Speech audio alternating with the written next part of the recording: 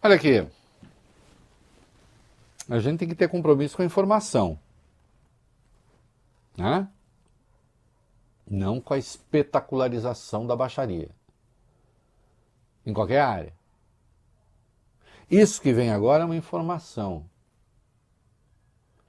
Será que o Banco Central, quando tomou a decisão sobre os juros, não sabia disso aqui? De uma notícia que tem essa importância?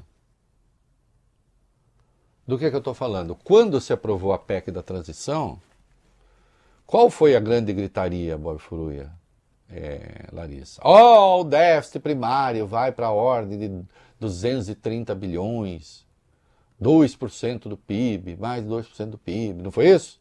Foi? Foi isso.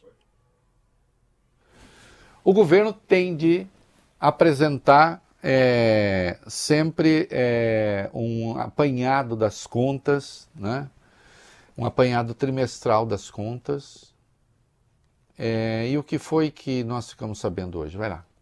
Vamos lá. Ministérios do Planejamento e da Fazenda projetaram hoje que o governo central vai fechar 2023 esse ano com déficit primário de 107,6 bilhões de reais, equivalente a 1% do PIB, ou seja, menor do que esses números que você trouxe para a gente agora, Rei. Rombo menor que o previsto no orçamento, conforme informa esse relatório bimestral de receitas e despesas. O orçamento deste ano estima um déficit fiscal de 228 bilhões e 100 milhões de reais aproximadamente, um rombo que o atual ministro da Fazenda, Fernando Haddad, prometeu diminuir com medidas de recomposição de receitas e também corte de gastos. A meta, segundo ele, é diminuir o déficit do ano para algo em torno de 100 bilhões de reais. Segundo esse relatório, o orçamento deste ano ainda tem espaço de 13,6 bilhões em relação ao limite do teto de gastos. O Ministério da Fazenda deveria estar sendo aplaudido de perna.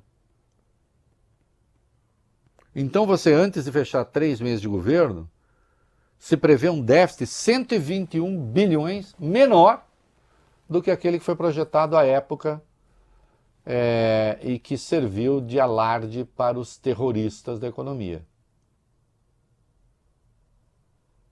E pelo visto isso aqui, porque obviamente o Banco Central sabia disso, não teve o menor impacto. Ou seja, estão desmoralizando a autonomia do Banco Central. Porque a autonomia está virando o espaço para o exercício da autoridade pela autoridade. Descolada da realidade, descolada dos números. Né? E a Simone Tebet fez considerações... Bom, vamos lá, vamos primeiro o que ela disse e depois eu analiso, vai. A ministra do Planejamento, Simone Tebet, defendeu hoje a queda na taxa de juros. Ela, no entanto, ponderou que o governo também precisa fazer a sua parte. Tebet afirmou o seguinte em entrevista a uma rádio no Mato Grosso do Sul. Esses juros precisam cair no Brasil, mas o Brasil também precisa fazer o dever de casa por meio da contenção de gastos e da dívida pública. Não podemos gastar mais do que arrecadamos. Na sequência, a ministra destacou que a nova regra fiscal pode levar a uma redução dos juros no começo de maio. Ela disse, se for um bom arcabouço, vai permitir que na próxima reunião do Copom, daqui a 30, 45 dias, os juros possam começar a cair e significa que tudo vai ficar mais barato na vida das pessoas. Preço dos produtos do supermercado tendem a cair e aqueles que precisam de empréstimo, agronegócio, comércio, vão pagar os juros a juros mais baratos. Investir mais, a economia vai crescer, gerar mais empregos. Sabe o que eu acho curioso na afirmação da Simone Tebet? É que essa afirmação foi feita antes do Banco Central decidir a taxa de juros e ela estava partindo do princípio já de que não ia baixar a taxa de juros. Uhum. E que, portanto, ela não vê razão para baixar a taxa de juros também. A ministra do Planejamento não pode estar alinhada com o Banco Central? Bom, pode. Só que ela é ministra do Lula. Ela é ministra do governo Lula, não é ministra de si mesma. Por quê? A senhora não acha que já agora existe razão para que as pessoas paguem menos por isso, por aquilo, por aquilo, por aquilo? Eu acho que já hoje existem razões. Eu acho um monte de gente que sabe economia muito mais do que eu e do que a senhora também acha. né? Sim, nós temos de fazer a nossa parte, está tudo certo. Agora, o Banco Central não pode se comportar como uma espécie de juiz do governo. E aqui na sua fala ele fica um pouco assim, como uma espécie de juiz do governo. Né?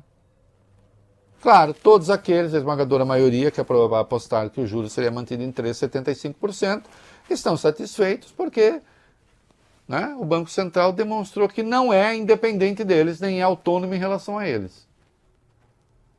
Que motivos para a queda de juro, sim, estavam dados. Essa que é a verdade. O que o Haddad falou sobre arcabouço? Vai lá. O ministro da Fazenda afirmou hoje que a transição do teto de gastos para o novo arcabouço fiscal prevê a reposição de recursos para a saúde e para a educação. Ele afirmou o seguinte a jornalistas em Brasília, abre aspas, estamos saindo de uma regra muito rígida que retira muitos recursos da saúde e da educação. Precisamos imaginar uma transição para o novo arcabouço que contemple a reposição das perdas desses dois setores. Segundo Fernando Haddad, a lei complementar do novo arcabouço resolve o problema, sem necessidade de alterações na Constituição, e a intenção do governo é ter uma regra simples que possa ser acompanhada muito facilmente. Bom, sim, sem dúvida. É claro que tem gente que acha, não, que arcabouço compensar saúde e educação, onde já se viu fazer isso? Não, tem que compensar saúde e educação. É esse o perfil do governo que foi eleito. Essa é a verdade das urnas. Ontem eu li e comentei aqui, o Lula não gostou, todo mundo gostou do arcabouço, menos o Lula. A proposta é do Lula. A proposta é do governo Lula. E quem vai aprovar é o Congresso. Não é Lula, não é ninguém. Esse Congresso que foi eleito com um perfil conhecido.